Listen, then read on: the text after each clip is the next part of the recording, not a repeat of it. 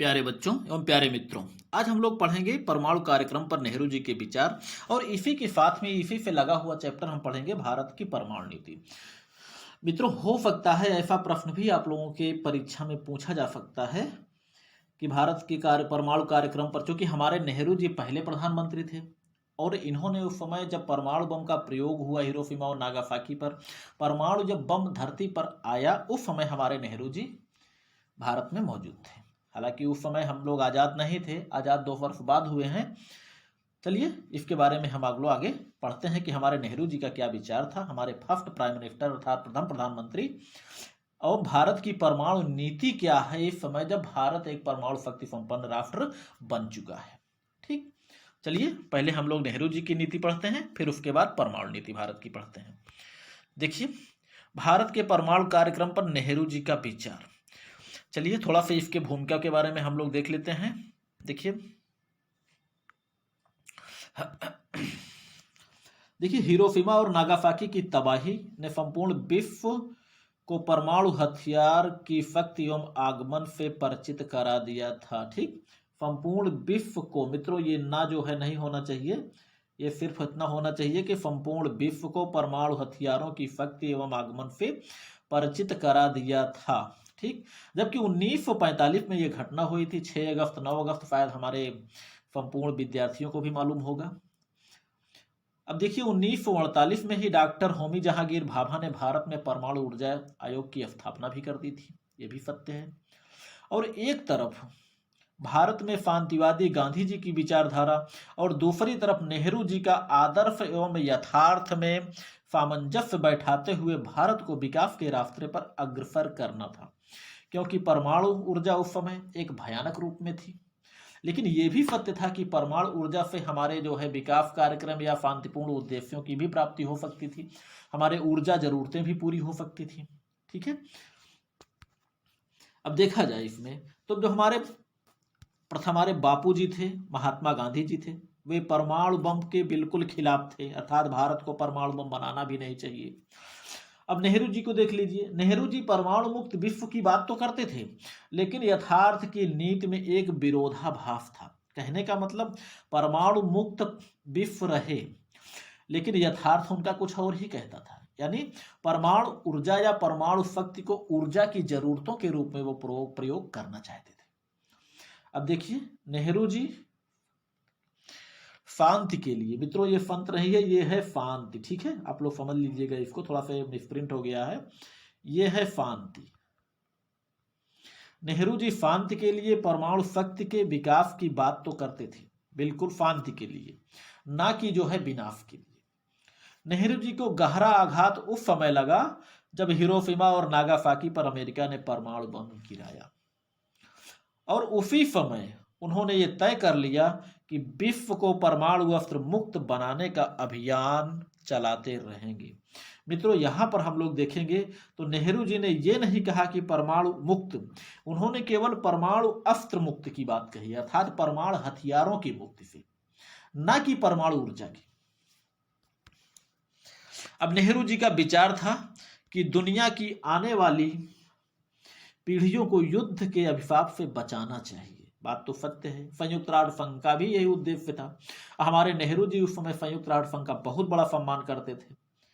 ठीक, नेहरू जी उस समय अत्यंत निराश हो गए जब वह परमाणु हथियारों एवं उसके विकास को संयुक्त राष्ट्र संघ में गैर कानूनी नहीं बना सके, अर्थात गैर कानूनी जामा नहीं पहना सके कि परमाणु हथियार और उनका विकास जो है ये मानवता के लिए घातक है, यह संयुक्त राष्ट्र संघ के माध्यम से गैर कानूनी घोषित किया जाए। ठीक, और ऐसा इसलिए संभव हुआ, अर्थात उसमें गैर कानूनी नहीं बनाया जा सका। क्योंकि सोवियत संघ परमाणु अस्त्र के विकास पर अड़ा रहा। भाई अड़ा क्यों ना रहे, विचारधारा विरोधी विचारधारा, साम्यवादी पूंजीवादी, अमेरिका का विरोधी सोवियत संघ का विरोधी अमेरिका ने 1945 में परमाणु बम बना लिया, परमाणु बम का प्रयोग भी कर दिया, परीक्षण भी किया, उसके बाद प्रयोग भी कर दिया, दुनिया जानती है। तो सोवियत संघ को इस बात का भय तो सता ही रहा था कि आज उसने जो है क्या बोलते हैं जापान पर गिराया, कल हो सकता है हमारे ऊपर भी गिरा ले। नहीं गिराए तो हो सकता है हमको उसकी कठपुतली ना बन के रहना पड़े, ये भी डर था। इसीलिए जो है सोवियत संघ परमाणु अस्त्रों के विकास पर अड़ा रहा। जब उसने 49 में बना लिया तो उसने कहा अब हम बनाते रहेंगे, उतने बनाते रहेंगे, तब तक बनाते रहेंगे जब तक कि अमेरिका की बराबरी ना कर लें। ठीक है। 1948 में नेहरू जी ने भारत की परमाणु नीति की घोषणा करते हुए कहा था कि भारत परमाणु शक्ति वाला शांतिपूर्ण राष्ट्र बनेगा, अर्थात अपने शांतिपूर्ण उद्देश्यों के लिए भारत परमाणु विस्फोट करेगा, अर्थात ऊर्जा की जरूरतों के लिए, एनर्जी की जरूरतों के लिए, कम कीमत पर बिजली पैदा करने के लिए, कम कीमत पर ऊर्जा की प्राप्ति के लिए भारत एक जो है परमाणु शक्ति राष्ट्र बनेगा, लेकिन शांतिपूर्ण, अर्थात परमाणु हथियारों का निर्माण भारत अभी भी नहीं करेगा। चलिए आगे हम लोग देखते हैं, आगे बढ़ते हैं हम लोग। नेहरू जी ने डॉक्टर भाभा को कहा कि वह परमाणु ऊर्जा में भारत को आत्मनिर्भर बनाने की पूरी योजना तैयार करें। डॉक्टर भाभा इस बात के लिए तैयार भी हो गए थे कि भारत को शांति हेतु परमाणु ऊर्जा और युद्ध हेतु परमाणु हथियार बनाने हेतु तैयार रहना चाहिए। कहने का मतलब टेक्नोलॉजी हमारे पास होनी चाहिए। भाई शांति के लिए तो हम परमाणु ऊर्जा का विकास करेंगे ही, लेकिन अगर जरूरत पड़ी तो परमाणु हथियार भी बनाया जा सके। ठीक, या जरूरत पड़ गई तो परमाणु हथियार बनाने के लिए भी भारत को तैयार रहना चाहिए।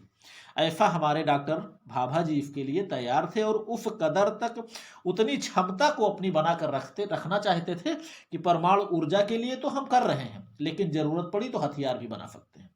ठीक है। और 1958 में हमारे प्रथम प्रधानमंत्री नेहरू जी ने इस प्रोजेक्ट को मंजूरी भी दे दी। ठीक। अगला है 1962 में जब नेहरू जी को पता चला कि चीन परमाणु परीक्षण करने वाला है। मित्रों, हम सब लोग जानते हैं कि चीन ने परमाणु परीक्षण कब किया था? 1954 में, अर्थात 1964 में। 1964 में चीन ने परमाणु परीक्षण किया था। चलिए, 1962 में नेहरू जी को जब पता चला कि चीन परमाणु परीक्षण करने वाला है तो उन्होंने डॉक्टर भाभा से कहा कि वह शांतिपूर्ण परमाणु परीक्षण में तेजी लाएं, अर्थात परमाणु परीक्षण आप बिल्कुल कीजिए ताकि चीन जैसे जो है अगर उसने परमाणु परीक्षण किया तो हम लोग भी कम से कम, हमारा शत्रु देश तो बन ही चुका है, हम लोग भी इसके लिए तैयार रहे। ठीक, चलिए आगे बढ़ते हैं।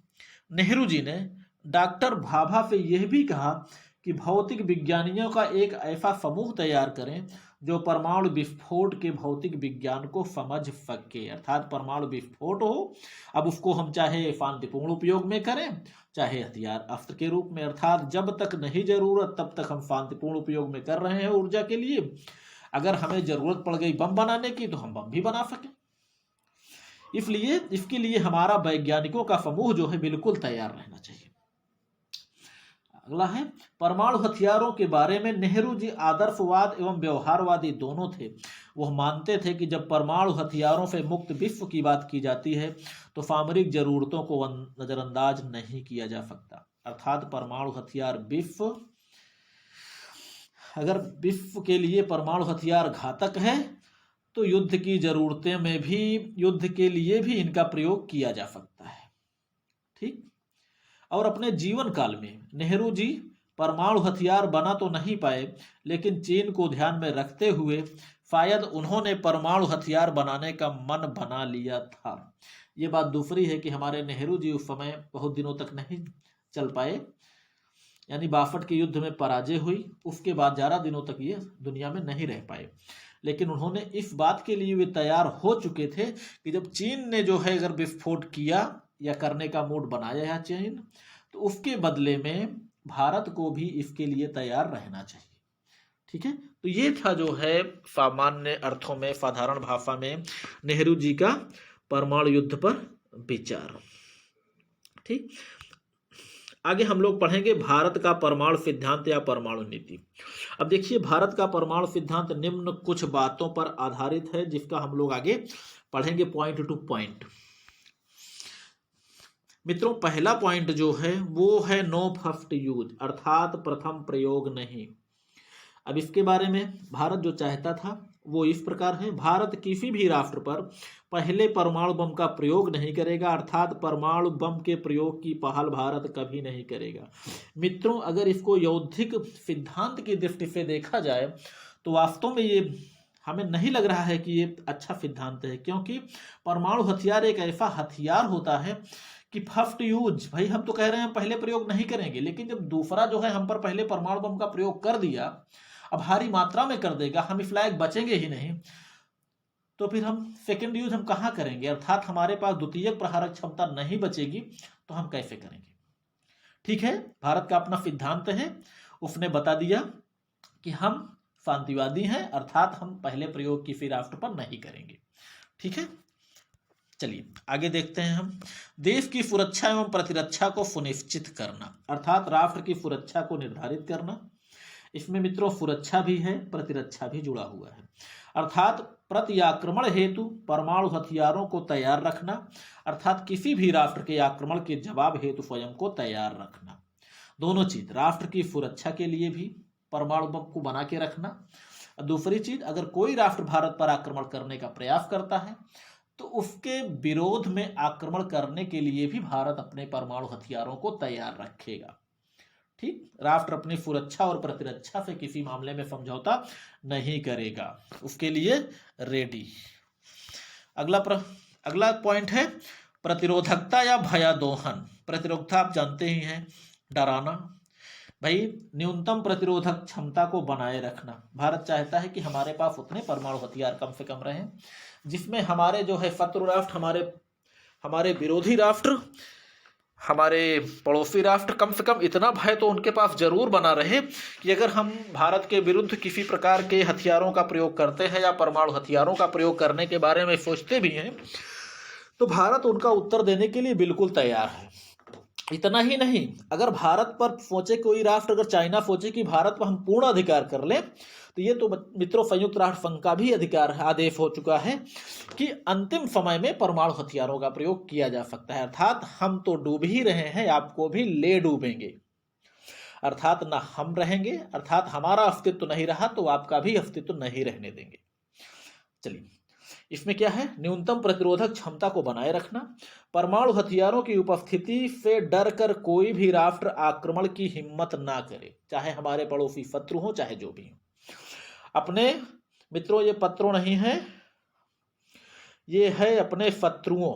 ठीक है, शत्रु ये भाई नहीं है, भय है। ठीक है, अपने आपको हम बोल रहे हैं मित्रों, इसमें थोड़ा सा मिसप्रिंट हो गया है, अपने शत्रु को भय के वशीभूत बनाकर युद्ध से बचना, अर्थात प्रतिरोधक क्षमता हमारी इतनी रहे कि हमारे शत्रु जो है हमसे डरते रहें। इस बात के लिए डरते रहें कि अगर उन्होंने हम पर आक्रमण किया तो हम भी आक्रमण कर सकते हैं। हम पर अगर कोई राष्ट्र सोचे कि हम पर पूर्ण अधिकार कर ले तो अंतिम विकल्प के रूप में भारत अपने परमाणु हथियारों का प्रयोग कर सकता है, अर्थात हम तो डूबेंगे, तुम्हें भी ले डूबेंगे। अगला है शत्रु राष्ट्रों के परमाणु प्रक्षेपास्त्रों के प्रतिशोध हेतु। भाई इसमें तो कुछ आपको बहुत ज़्यादा नहीं समझाना है, अर्थात शत्रुओं के पास अगर परमाणु प्रक्षेपास्त्रों से हैं जिस पर परमाणु अस्त्र लगा हुआ है तो उसका जवाब देने के लिए भी भारत अपने आप को हर समय तैयार रखेगा। ठीक, परमाणु प्रक्षेपास्त्रों, मित्रों कुछ मिसप्रिंट हुआ है इसमें, फिलहाल आप लोग हमारी आवाज़ पर ध्यान दीजिएगा। ठीक, तो ये है भारत के शत्रुओं के परमाणु प्रक्षेपास्त्रों का जवाब देने के लिए भारत हर समय अपने आप को तैयार रखेगा। अगला है टिट फॉर टैट, अर्थात जिसका सामान्य अर्थ होता है, हालांकि अंग्रेजी वर्ड है लेकिन हमने हिंदी में ही लिख दिया है, जैसे को तैसा। इसके अंतर्गत भारत केवल उन्हीं राष्ट्रों, अब देखिए यहां फिर मिसप्रिंट हुआ है मित्रों, ये है राष्ट्रों या देशों। ठीक है, भारत केवल उन्हीं राष्ट्रों पर परमाणु अस्त्रों का प्रयोग करेगा जो परमाणु शक्ति संपन्न हो। ठीक, अब वो भी पहले नहीं करेगा, ये तो पहले ही निश्चित कर दिया है, नो फर्स्ट यूज। दूसरा, भारत गैर परमाणु शक्ति संपन्न राष्ट्रों पर किसी भी हालत में परमाणु हमला नहीं करेगा। ठीक, चलिए अगला हम देखते हैं रासायनिक एवं जैविक हमले की दशा में। हालांकि भारत के पास रासायनिक और जैविक हथियार तो नहीं है, होगा भी तो बहुत कम मात्रा में होगा, ये संभवता नहीं है। यानी यदि कोई भी राष्ट्र भारत पर रासायनिक एवं जैविक हथियारों से आक्रमण करता है, हथियारों से है मित्रों, थोड़ा सा यहां भी मिसप्रिंट हुआ है, आप लोग समझ लीजिए, ये है से आक्रमण करता है तो भारत उसके विरुद्ध परमाणु हमले का विकल्प चुन सकता है। ठीक। अगला है परमाणु मुक्त विश्व का समर्थन जारी रखेगा।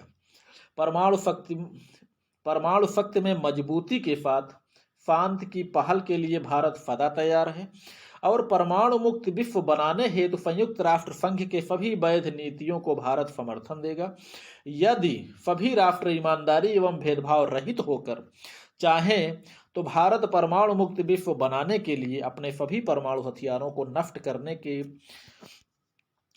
करने के लिए भी सब के साथ तैयार रहेगा, लेकिन ईमानदारी के साथ। ऐसा ना हो कि जैसे ये एनपीटी और सीटीबीटी ये है कि कुछ राष्ट्रों के हाथ में परमाणु हथियार रहे और सबके पास ना रहे, लेकिन ईमानदारी का परिचय भारत तभी देगा जब सभी राष्ट्र ईमानदारी से अपने परमाणु हथियारों को नष्ट करने का प्रयास करेंगे। भारत पीछे कभी नहीं हटेगा। ठीक। परमाणु मुक्त विश्व का समर्थन भारत हमेशा जारी रखेगा। सभी चाहेंगे नष्ट कर दिया जाए तो जब सब नष्ट करेंगे भारत भी तैयार है, लेकिन भेदभाव रहित, ईमानदारी से, बेवकूफ बनाने वाला काम नहीं। अगला है भेदभाव मुक्त परमाणु निशस्त्रीकरण का समर्थन। भारत उन सभी निशस्त्रीकरण सम्मेलनों एवं कार्यक्रमों को पूर्ण सक्रिय समर्थन देगा जो भेदभाव से रहित होंगे। मित्रों, भेदभाव से रहित हालांकि भारत समर्थन हमेशा से ही देता आया है। भारत कभी नहीं चाहता, भारत चाहता है वसुधैव कुटुंबकम, संपूर्ण विश्व में शांति स्थापित रहे। ठीक। लेकिन हाँ, अगर किसी ने भेदभाव किया ईमानदारी से, अगर उसने सोचा कि केवल भारत को हम बेवकूफ बनाएं, तो इसके लिए भारत तैयार नहीं है। अब एनपीटी और सीटीबीटी को ही देख लीजिए, इनके माध्यम से अमेरिका केवल भारत जैसे राष्ट्रों को बेवकूफ बना रहा था। भारत हो गया और भी जो परमाणु शक्ति संपन्न जो क्या बोलते हैं 5 राष्ट्रों के जो अतिरिक्त हैं, और इसीलिए एनपीटी और सीटीबीटी भेदभावपूर्ण होने के कारण भारत ने इस पर हस्ताक्षर नहीं किया और इनको समर्थन भी नहीं दिया। ठीक है। हम उम्मीद करते हैं मित्रों ये चैप्टर आपके समझ में आया होगा। ठीक है। नहीं समझ में आता है तो आप लोग कमेंट करिएगा, बाकी फिर हम सोचेंगे कि आप लोगों को कैसे समझाना है।